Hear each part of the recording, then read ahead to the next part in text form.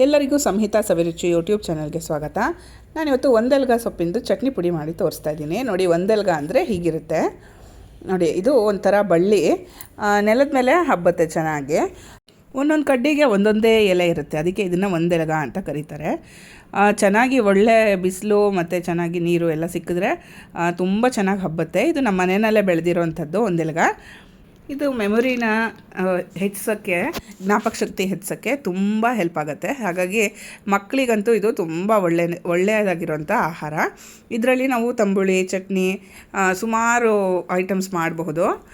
ನಾನು ಆವಾಗವಾಗ ಇದನ್ನು ತೋರಿಸ್ತೀನಿ ನಿಮಗೆ. ಇವತ್ತು ಚಟ್ನಿ ಪುಡಿ ಮಾಡೋದಕ್ಕೆ 1 ಪಾವಷ್ಟು ಕಡಲೆಬೇಳೆ ತೊಗೊಂಡಿದ್ದೀನಿ.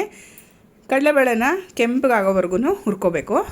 ಮೀಡಿಯಮ್ ಫ್ಲೇಮಲ್ಲಿ ಇಟ್ಕೊಂಡು ಹುರ್ಕೊಳ್ಳಿ. ಇಲ್ಲ ಜಾಸ್ತಿ ಫ್ಲೇಮ್ ಇಟ್ಟಿದ್ದೀರಾ ಅಂತ ಅನ್ನೋದಾದರೆ ಸ್ವಲ್ಪ ಬೇಗ ಕೈ ಆಡಿಸ್ಬೇಕು.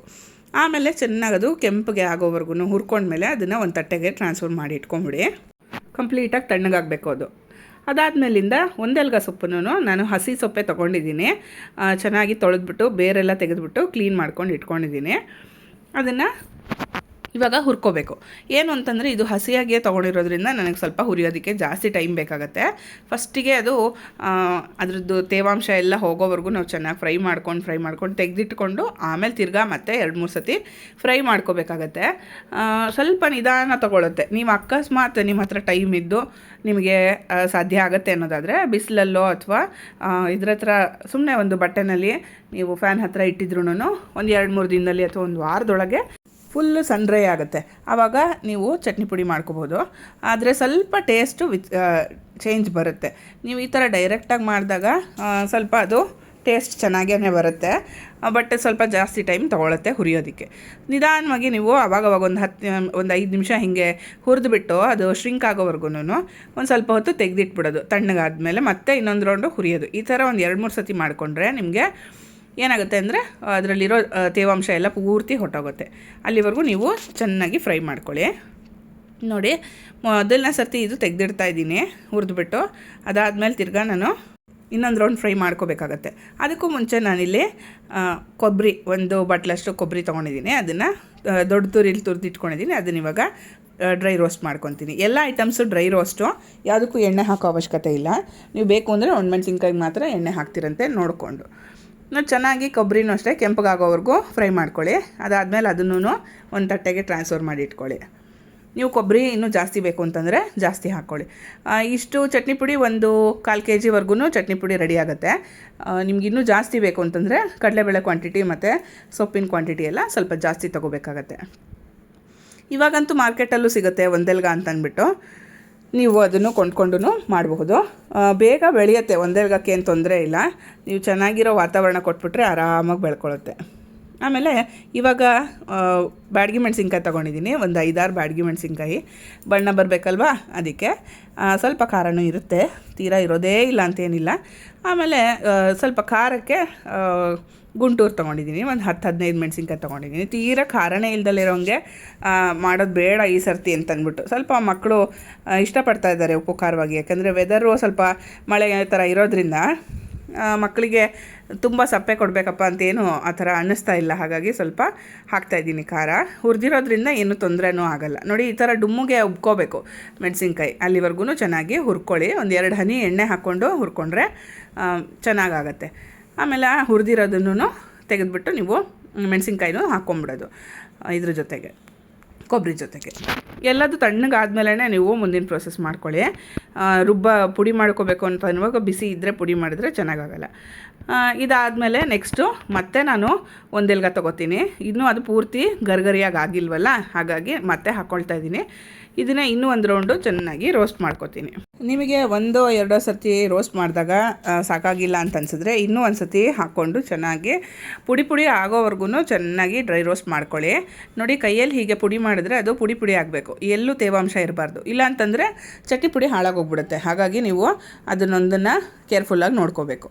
ಆಮೇಲೆ ರುಚಿಗೆ ಬೇಕಾಗಿರೋಷ್ಟು ಹುಣಸೆ ಹಣ್ಣು, ಅದರದ್ದೆಲ್ಲ ಕಸರೆಲ್ಲ ತೆಗೆದುಬಿಟ್ಟು ಕ್ಲೀನ್ ಮಾಡಿ ಇಟ್ಕೊಂಡಿರೋವಂಥದ್ದು, ಅದನ್ನು ಒಂದು 4-5 ದಳ ಹಾಕ್ಕೊಂಡಿದ್ದೀನಿ. ಚೆನ್ನಾಗಿ ಅದನ್ನು ಫ್ರೈ ಮಾಡ್ಕೋಬೇಕು. ಏನಕ್ಕಪ್ಪ ಫ್ರೈ ಮಾಡಬೇಕು ಅಂತಂದರೆ ಹುಣಸೆ ಹಣ್ಣಲ್ಲೂ ತೇವಾಂಶ ಇರುತ್ತಲ್ವ, ಅದೂ ನಮ್ಮ ಚಟ್ನಿ ಪುಡಿನ ಹಾಳು ಮಾಡ್ಬೋದು.